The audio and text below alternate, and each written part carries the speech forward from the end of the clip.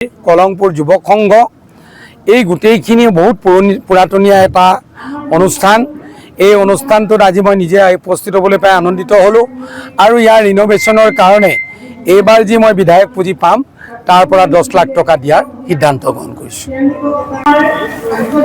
কলংপুৰ মহিলা সমিতিৰ উদ্যোগত এই অঞ্চলৰ ছাত্ৰ ছাত্ৰীসকলক মেধাসম্পন্ন ছাত্ৰ ছাত্ৰীসকলক মেট্ৰিক আৰু হায়াৰ ছেকেণ্ডেৰীত পাছ কৰা তেওঁলোকক এক অভিনন্দন অনুষ্ঠান পাতিছিলে।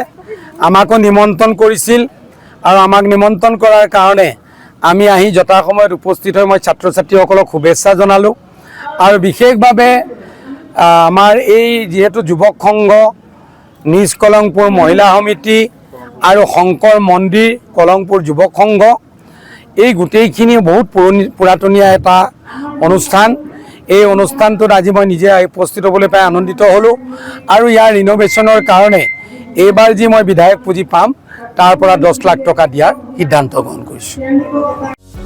যিকোনো খবৰৰ বাবে যোগাযোগ কৰক আমাৰ এই নম্বৰত 9181 307 2221।